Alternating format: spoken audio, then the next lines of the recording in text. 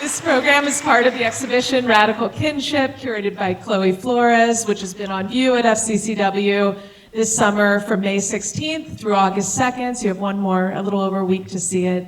The show brings together 8 contemporary women artists who enact kinship as a practice of resistance, survival, and world building. It features work by Patty Chang, Kimberly Ye, taisha Paggett, Kimberly Robertson, Corazón del Sol, Emily Marchand, Kiyo Gutiérrez, and Sharon Chohi Kim. Emerging from deeply feminist, queer, and indigenous frameworks, this exhibition centers relational ways of being that counter the logics of separability, individualism, and extraction through work that is responsive to the world. Engaging with communities, traditions, and pressing social issues, the works model interdependence, reciprocity, and care as methodologies for making art and for living. For those who aren't familiar with Feminist Center for Creative Work in Los Angeles nurtures feminist and queer creative practices through ever-evolving collaborations, modeling and resourcing the conditions for liberatory futures to take root and grow. Through exhibitions like this, artist-in-residence projects, community programs, and our publishing operation, Co-Conspirator Press, we work towards a joyful, liberated world that flourishes through collaboration, creative work, and collective care. You can find us online at fccwla.org. And here, Kamala's going to introduce the panelists. I think some of the panelists, are the panelists ready? Okay. This is Chloë. Chloë Flores is a curator, writer, and arts leader whose work explores performance, place, and advocacy. She is the forthcoming director of learning and engagement at the ICA LA.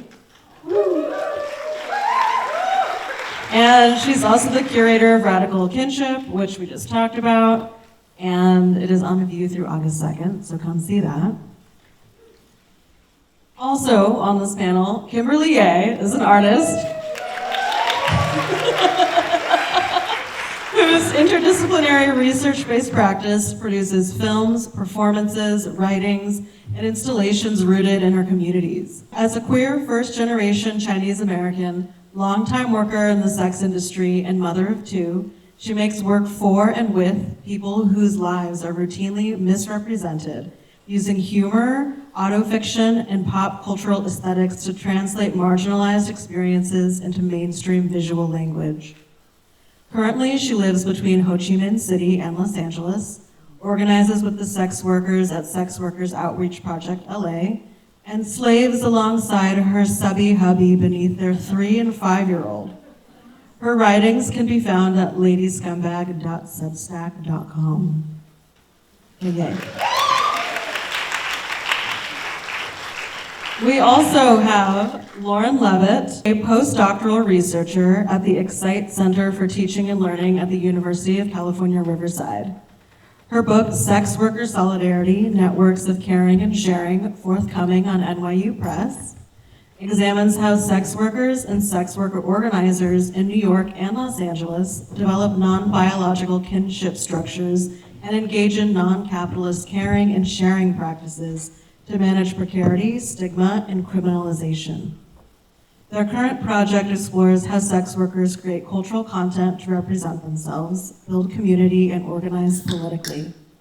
Lauren is on the editorial board of the Journal of Femininities and the advisory board of the Sex Workers Outreach Project Los Angeles, and she regularly acts as a sex worker advocate at public and academic events and in the media.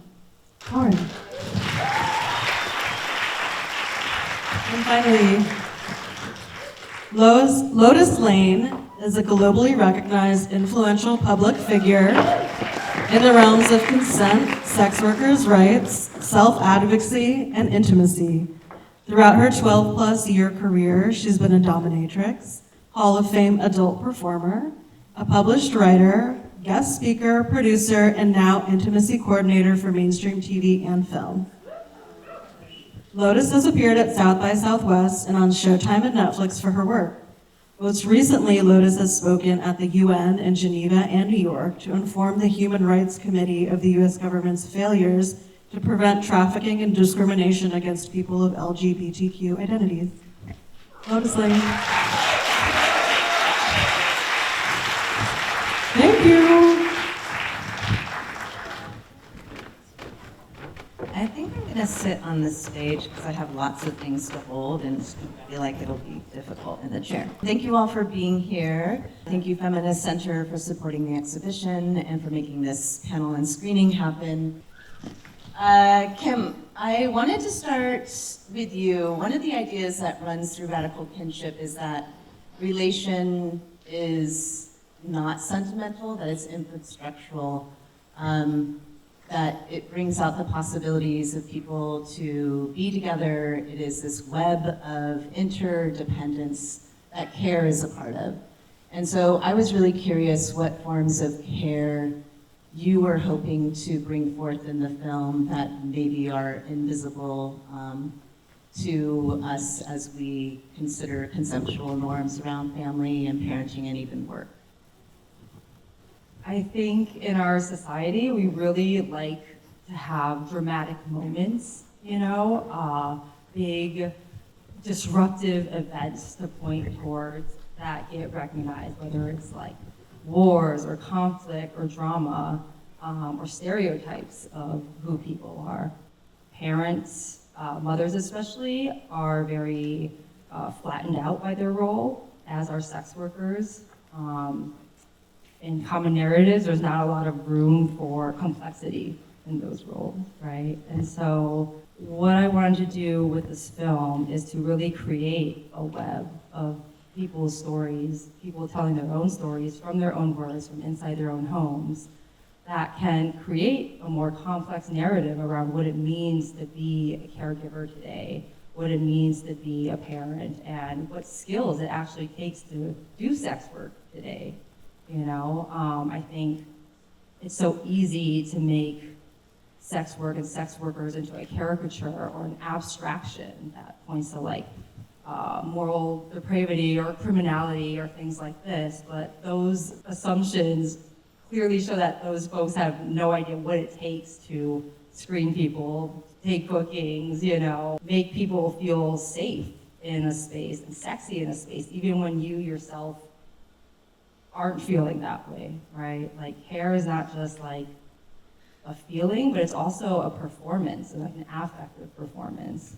And parenting is very similar in that way. You have to continue to show up and hold space for people relentlessly, day after day, brushing the teeth, or all these tiny moments of frustration and negotiation and stress and also joy, right? And humor.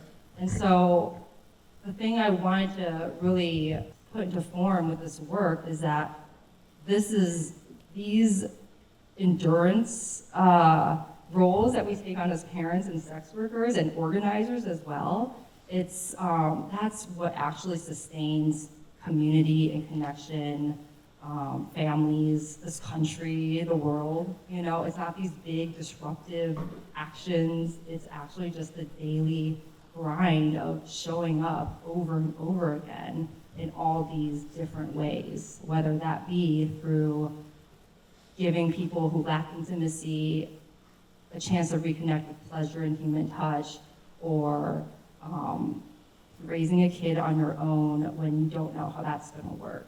And also, I think this applies on the collective level, right? So organizing and the work of SWAP LA and other sex worker orgs and groups who have been working so kind of diligently and in the background to people outside of the sex industry to maintain, preserve, and broaden the rights for everybody. It's not sexy galas, it's literally filing paperwork to try to get your 501c3 and track down your money and calling up people to get free condoms and stuff. So this really unsexy grind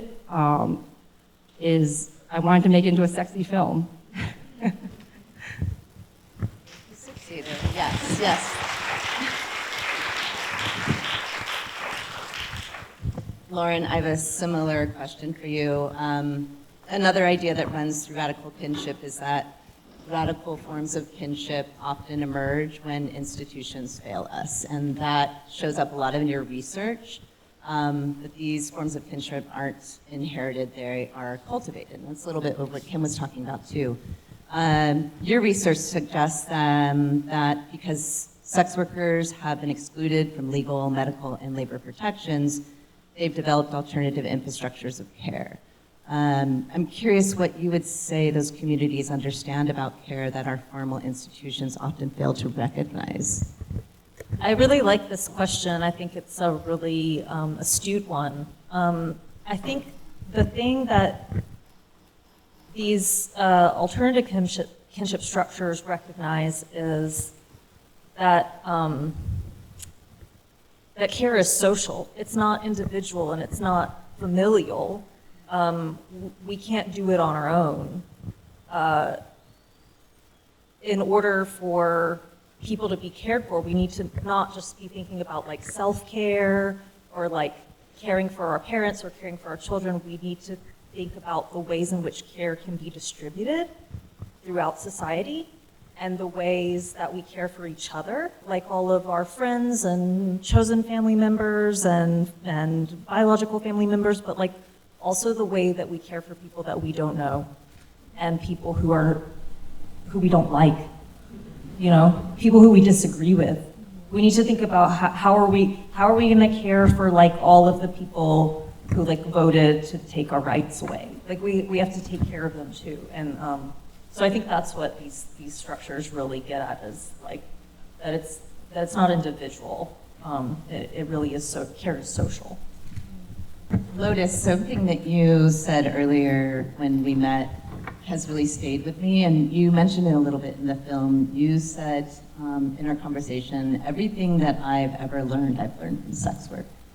And that stayed with me, and I feel like that's a very powerful statement. And I wanted to see if you could share what some of those lessons are and what you think society has learned, perhaps even without realizing it, from sex workers, and where you see those networks of care shaping broader culture. Thank you for the question. Yeah, I think that when I say everything, I guess what I was saying was how, like, everything I've learned positively in relationships. Outside of that, it was like very extreme examples in regular movies and TV shows. Like, it's fun to manipulate your lover into falling in love with you and stuff like that. And I know that there are like harmful porn tropes, so it's not about that messaging. It's actually being in the industry and actually being in the practice of sex work, and like you were saying, maybe dealing with people you don't like, or even when you're not feeling sexy, but in turn, maybe when you're not even turned on by what you're interacting with, who you're interacting with. I always think of, in my intimacy coordinator practice, when I kind of explain to actors, we're being careful with each other, so that means we're being full of care. And I really like that we think like that, because I know that mindset is not in the popular culture. It's not taught in school. It's not really taught in families unless you have a certain particular kind of family. They're not often taught in a regular fashion. We learn these in our own communities, maybe on sets for me, as far as how to stand my ground for certain things I don't want to do, or how to negotiate what it is that I am willing to do, maybe a little bit curious about, that these are hard no's. So many people, especially people born female, were like conditioned to just go with the flow, not push back, and especially even now I worry because of the backlash that's happening culturally and people moving towards this like trad wife mindset. What's that going to instill back into people if, while they're demonizing us because we're horrible and full of pleasure and making money, you know, they're kind of re-manipulating the young population into this like horribly backwards mindset that doesn't advance civilization at all. I don't know, is that the answer?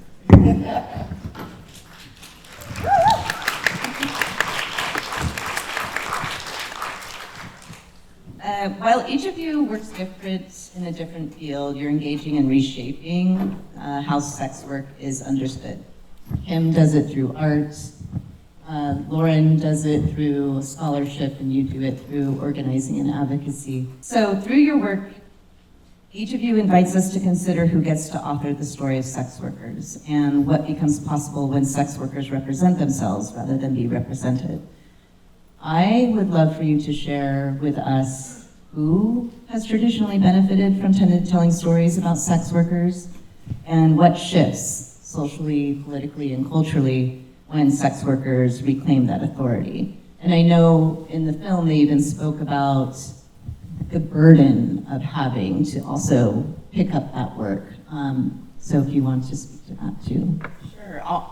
I would say cis white men still continue to benefit from stories about sex work, as we could see in the last few, I don't know, Oscar-winning directors and the films that they won those Oscars for. Not that it's not good that people kind of see those depictions of sex workers in a positive way, somewhat. It's just more like, who's writing this story and this character and this woman and this sex worker like this and why? That's my big takeaway from these kinds of things is like, okay, it's not benefiting our community. I think I literally heard in an interview he just wanted to have his like Russian friends in a movie, so he wrote around that. Awesome, right? Our trauma and work life is the forefront for the background of his character friends just like getting to be an Oscar-winning movie. Yay. And what sucks is like, I don't even think he's that terrible of a person. I just think people can't see when they're talking in front of people about their own lives.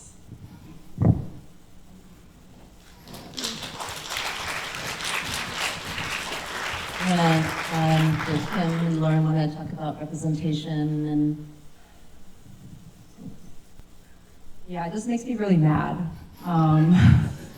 Like, it's so extractive, I feel like, because the ways that sex workers are used in popular media were used to advance plot lines, right? Or it's like a bit character and really reduced to this abstraction of sex worker, right? And like, there's no connection or homage paid to the actual work, the care, the complexities of it, the things that we bring like into that work of ourselves from other parts of our character or our experiences, or that come back out from the work. It's like the siloing, it was what I find so tired, you know, like why is it that only these like male characters can be like problematic, complex people, and sex workers are kind of these like one-note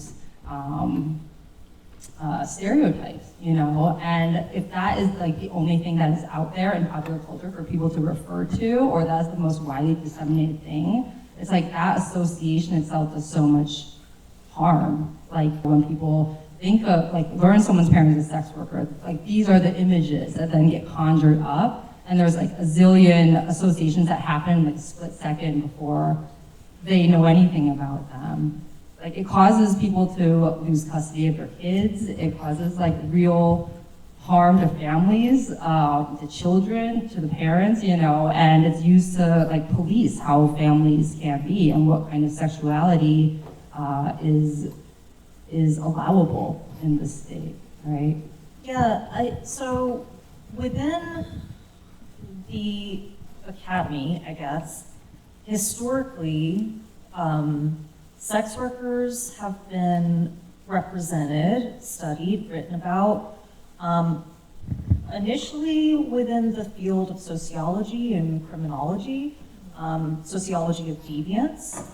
So they were written about as deviant, criminal, and then since the AIDS crisis, they have increasingly been written about, and before that as well, sex workers are often written about in this sort of like in a public health context. So like this idea of like sex workers as vectors of disease, basically like a lot of HIV research. And then like there has been, I guess, sort of recently more feminist ethnographies of sex work. Like my own book tries to sort of understand group perspectives, which really I think has done a good job in terms of like opening up what kinds of academic representations or studies there are of sex work. But I think when sex workers do their own research and represent themselves, there are these, you could call them tropes or themes or discourses about sex work, like some that I just mentioned. Sex work is criminality, sex worker is a vector of disease, sex work is deviancy, and then they can get reframed in novel ways, like sex work as labor, sex work as a way of escaping work. They can get reframed as like different new discourses that do different kinds of political work. So I think that's what sex worker self-representation brings to the table. So thinking about authorship and representation, a lot of your scholarship and research is on books and zines and journalism, self-publishing media. Can you tell us how these forms expand on why these are important forms that circulate? Because I feel like this question is a little bit related to what you were speaking about. So the forms of media that I'm currently writing about are DIY forms of media. So I think that I've started with these types of media because they're low barrier to entry, and also they can sort of like bypass institutional media structures. And basically that's why I've started with these forms. And I do hope to eventually look at things like documentary and memoir and things that require a bit more institutional access. But yeah, the DIY stuff is really interesting to me. Kim and Lotus, you worked on the zine as well, right? Yeah, I didn't work on it, but our conversation that we had on the couch, all us parents, that is. Okay, yeah. So the volume 1 and 2 are on sale outside. So when we're done, please go check it out, as well as some merch from Swap LA. Do you want to talk a little bit about the zine and why that format? Because I think as a curator, I think about format. And I think how form creates meaning, and here we have, you can think about like an installation or a conversation or a film or a publication. They all are asking different things from an audience. And so you have, earlier on in our conversation for the exhibition, your film was going to be a standalone film. Then it grew into an installation, and then because the format was longer and we wanted audiences to engage in it, we thought of coming up with this film screening as well as a conversation. So I really feel like this is activating the film in a way, creating a social space and a collective experience. So I'm curious about the format that you have chosen and just how collective experiences come into how you are trying to communicate the intent and information of the film. Kind of going back to what I mentioned earlier about like sex work and parenting, these are both things that happen in very private spaces, right? Like behind closed doors of the home, in domestic space, at a motel. These don't get a lot of light in like our public, our collective experiences together. And so I think as a society, we don't have a lot of experience talking about our own desires, intimacy, shame in this group sort of setting. And so, you know, this whole work came out of like a years-long process through Swap LA research that first began with like focus groups and then an academic paper. And through that work, we learned like, wow, this is like really important information that people are creating, and it's emerging from this community, but nobody is gonna read an academic paper, you know? And so finding different formats for this to circulate beyond these like small esoteric circles, whether it's like the academy or, you know, even art spaces. I think very few people go to see exhibitions in comparison to, you know, a documentary or a film or streaming something on their phone, a magazine, which I'm like, oh, maybe that wasn't such a good choice at this point in history. But, you know, it's like the idea, like my fantasy is to actually just change the cultural imagination, be part of that wave to change what people think about and associate with sex work and sex workers. And I think in order to do that, you need to like build a world and hit people on multiple levels of consumption, right? Of media consumption, of cultural consumption, because that's how we, we're porous beings, and we soak up so much just like from the air. That's not somebody like being didactic and like teaching it to you, right? It's like these feelings and these vibes that we get from each other when we say we do a certain thing. Oh, my friend does a certain thing, and someone gasps, or it's like, oh, that's cool, That gives us like information that's almost below the conscious level. And so for me, I think I discovered, I think I'm a maximalist. I want this conversation to just like hit at all the different registers, like in the academy, in popular media, with other sex workers, in the underground. Like I want this to permeate like the air, because that's how we are, we share the air, right? And so, each one of these is like doing a very different thing, like you're consuming maybe the Pro-Mom zine alone, your home. That gives you more space to, have a more personal, one-on-one, contemplative relationship with it. And then, watching this tonight with everybody in the room, just like it felt so much more powerful and different than me, like hunched over like my phone the past, however many months working on it. So I think there is some just like cumulative effect that happens when like you have to hear a message like over and over and over and over for it to become the norm, which is like ultimately what I want to do is to like broaden the scope of what is considered normal, like take it by its edges and kind of just like stretch it out a little bit, be more inclusive, because that's like the real power of any society, right? It's not this like didactic top-down power, it's like normalizing power, and what we believe to be normal and what we can fit into what's normalcy gives us our sense of belonging. So I just want to like take these like aesthetics from like daytime talk shows and like The View and stuff like that, and I want us to inhabit it with our stories and see that like when you present it with that aesthetic, it looks fucking normal too.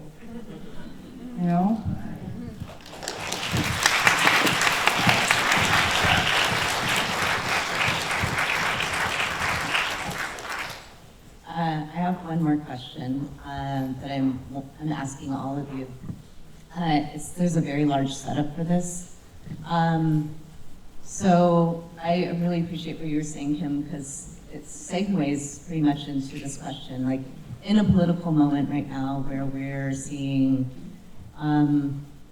trans rights and healthcare being pulled back, and education and arts and expertise being decentralized, I just think that culture isn't secondary. It's one of the places where political struggles happen, and our current culture wars are evident of that.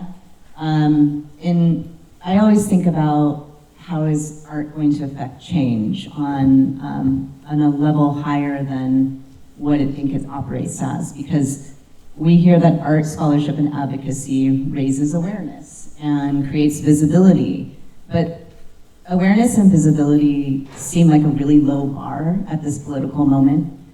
And I feel like all three of you are making works that's asking more of culture than that.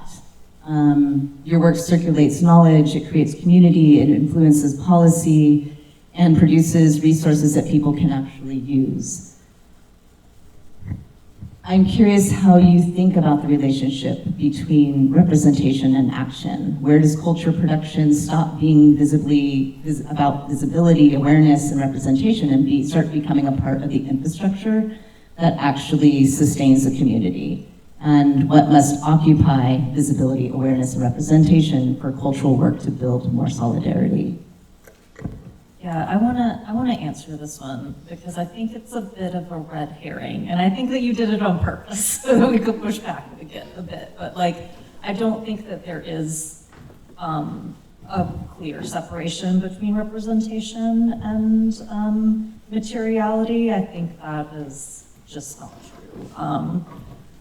all representations have a material aspect to them. There is a political economy that is involved in their production, and I think that Marxist cultural theory tells us a lot about like why this is the case, and I think that Gramsci's right, and that like the base and the superstructure influence each other. And what is really interesting to me about sex worker subculture, which is I guess what I study, is how apparent that it makes this, because sex worker subculture is explicitly political. It is proffering resources. It is advocating for laws. It is, because the existence of sex workers is criminalized and therefore politicized.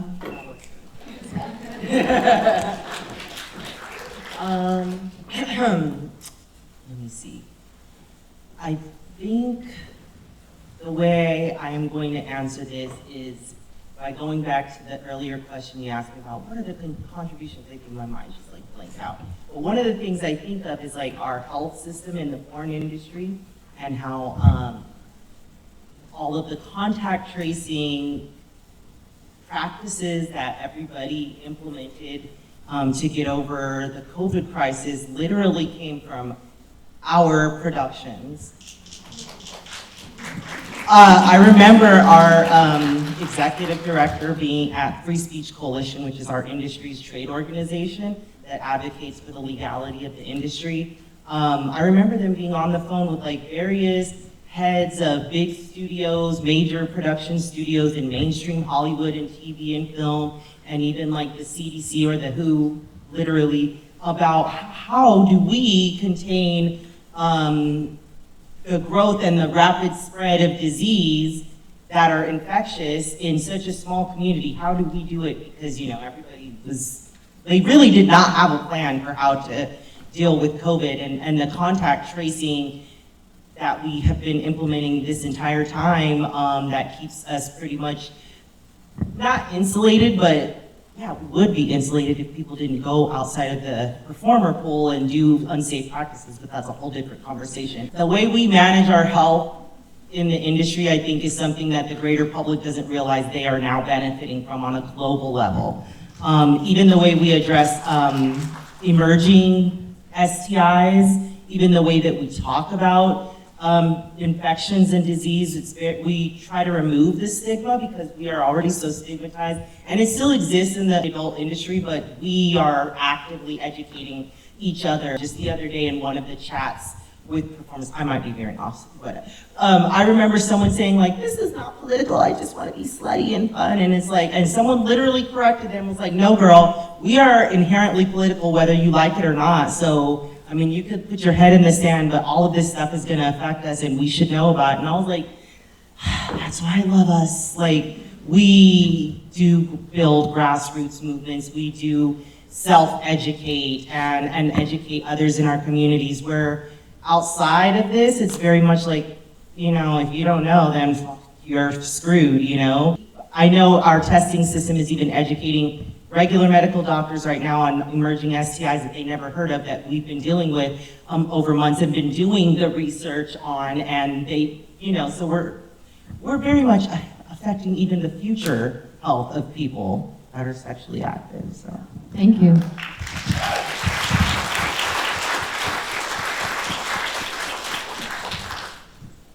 There's ongoing debate about how can art affect change, right? Like on a political, just like tangible level, how can it affect change?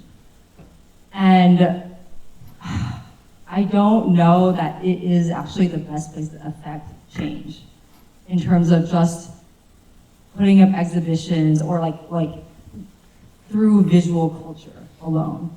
I think where art has great potential because of its proximity to capital and power and like these legitimizing forces of like institutions and museums and things like that is just redistributing resources, right? Like this film and Pro-Mom was funded by the California Arts Council.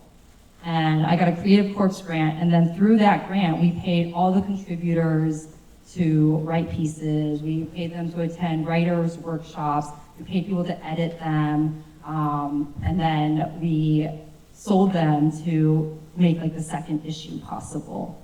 You know, and everyone that worked on this film, that was a part of this film, got compensated for their time in some way. Compared to other films, this budget was tiny, but it was meaningful for our community in the way that, like, we're saying, hey, we value your experiences to, like, pay you money for your expertise, you know, to show up and, like, drop some knowledge on this and share with the world, like, what you know your experiences are. And I think that's, like, a very, like, tangible, direct way to affect change through the arts, right? Is to like spread out the money that comes from these like big donors or institutions or family foundations or whatever. Through that like granting and legitimizing power, then it's like, you know, I've had my stuff taken on Vimeo multiple times, like my art videos.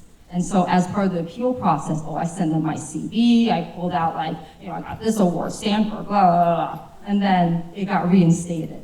But like without those accolades, my account would be over. You know, just like my Spicy account, it's over because I don't have the accolades for Lucy's account, right? So I think like by aligning with artists who work or have worked in the erotic industry, which also sex workers have a huge unacknowledged history as like cultural producers, not just muses or objects of paintings or whatever.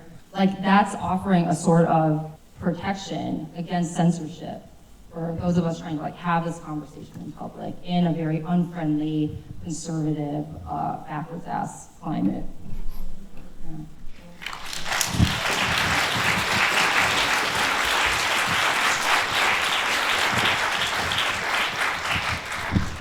The California Art Council is your state tax dollars at work here, so. Thanks, everybody. This project was funded by you. Okay, we would love to open it up if anybody has any questions. While people are thinking of their questions, I was wondering if the folks who appeared in the film would love to join us on stage or stand up. We'd love to have you.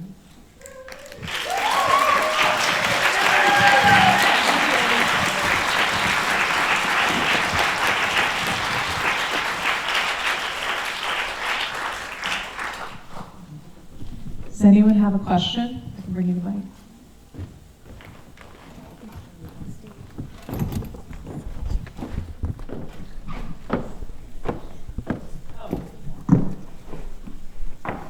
Sorry.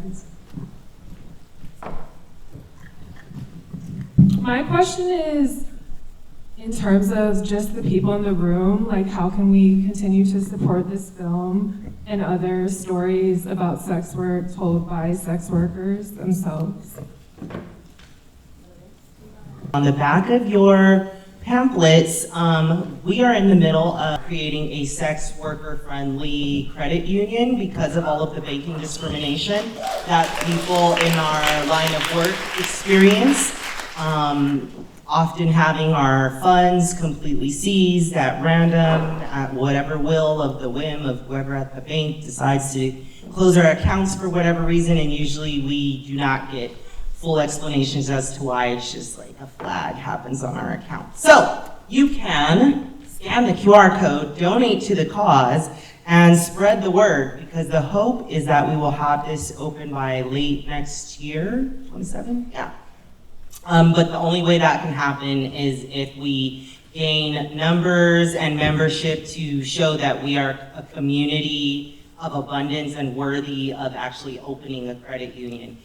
And, tiny disclaimer, we don't want to post about it on social media because of the political climate that we're in. We don't want to publicly put the word out and get all of the anti-people against us alerting federal regulators, because that's what's really gonna happen if we post. So yeah, scan the QR code, share with 3 friends, and then get them to share with 3 friends.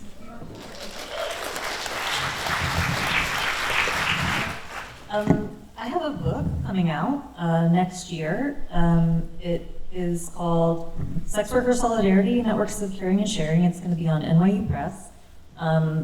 It's going to be open access, so you don't need to buy it. Everybody will be able to read it for free. But if you want a physical copy, you can pre-order one. And then, I'm also continuing to publish about sex worker cultural production. So like I just got a paper accepted to societies today about sex worker journalism, about anti-porn policy. So like read it and go read all the wonderful journalists who I cite in it.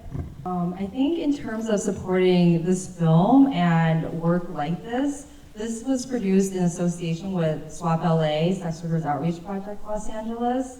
And so we desperately need like individual donors.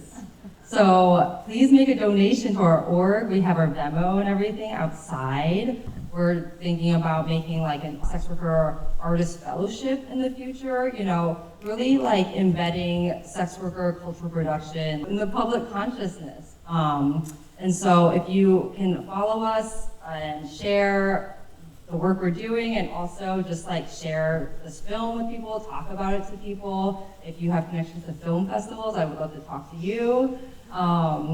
Yeah, just helping to spread the word and like gas us up, because it's already emerging in like mainstream consciousness. Like I don't know if people know about like Margot's Got Money problems, or like there's like a TLC reality show coming out about like OnlyFans suburban moms in St. Louis.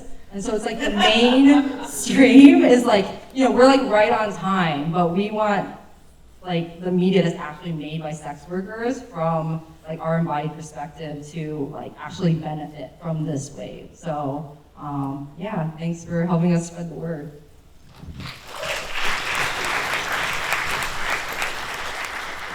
While we're waiting for the next question, I just want to say thank you for making this film. Do you want to introduce yourself?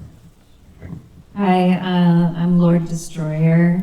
I'm a Dom, Daddy Dom, and yeah, I just feel very honored to be here, and I think that this film turned out brilliantly, and thank you everyone for being here, and I don't know, that's all I have to say. It was so much fun, and my kid's so fucking cute, isn't he? Very.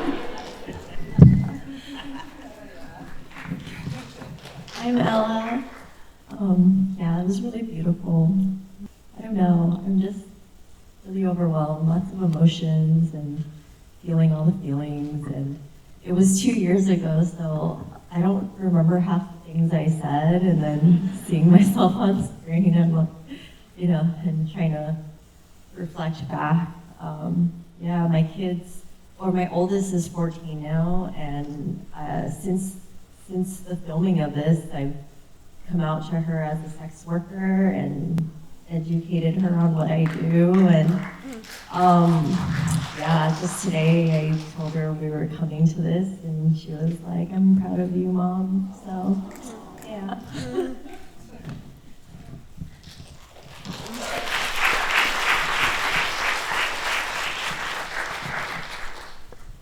Thank you so much for the film and for the panelists and the guests that have curated the film. Sorry, I'm over here.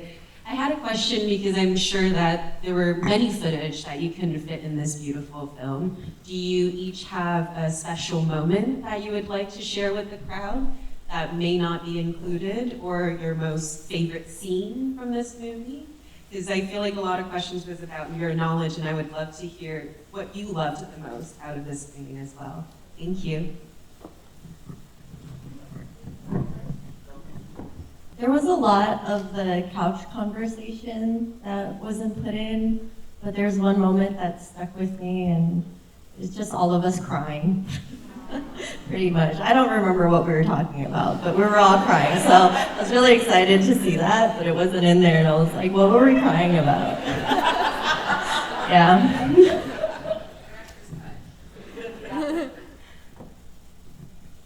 I liked when your kid threw their toy down the stairs. It just had like momentum and gravity, and made me laugh.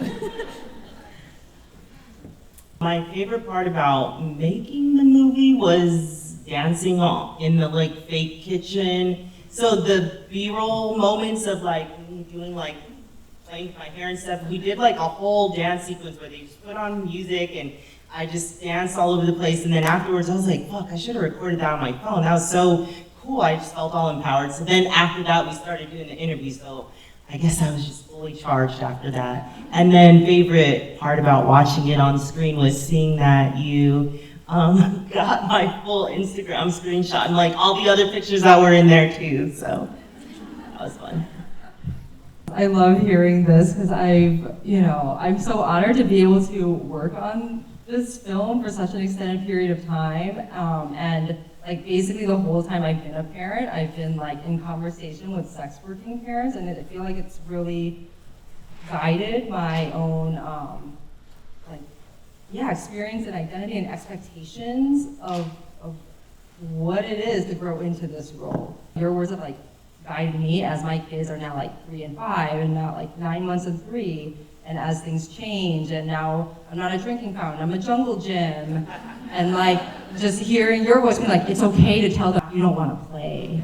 It's okay if you don't want to be around them. You can talk to them like a human and not a baby goof nugget. Like, I hear your voices in me and it informs my parenting. And I just want to say like, thank you so much for just being willing to share your experiences and that knowledge with me and with everybody through the film.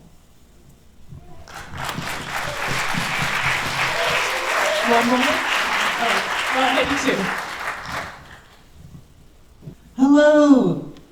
Congrats, thank you. Good job. You're killing it. I just wanted to ask kind of on that material conditions, how it meets culture, and I'm sure you might suspect sometimes the culture changes the material conditions because we get to vote in elections and then policymakers make laws. So I wondered if you could talk a little bit about maybe some successes we've had in changing the laws as a broader group, and in how maybe people could plug in for policy advocacy purposes in addition to everything already mentioned. Yeah, thank you for that question, woman in the audience. No, that's my girl, Ashley Madness. I recognize that voice anywhere. But yeah, she is a part of an organization with me called Decrim Sex Work California. We formed kind of around the time of pandemic, and our ultimate goal is to influence the decriminalization of sex work in California. And we did have really good success our first year forming with the passing of SB 357, which stopped harassment for loitering. Like, people can't just be arrested for loitering. It was leading to a lot of discrimination and targeting of Black and brown people, people of indigenous looks, or LGBTQ people, especially trans people. So that was a really big win for us in our first year, and we are still working on new legislation. So yeah, donations and awareness helps because it is a grassroots organization. We work with organizations like SWAP. We try and form larger coalitions with other groups that have like-minded interests, whether it be about immigration or parenthood or housing discrimination, banking discrimination. So yeah, the fight continues because with one push forward, there's like 2 steps back now that we're in this very hostile environment against sex work advancement of any kind. So yeah, decrimsexworkcalifornia.com is our website.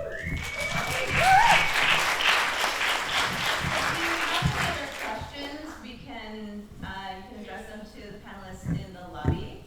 Thank you very much for attending.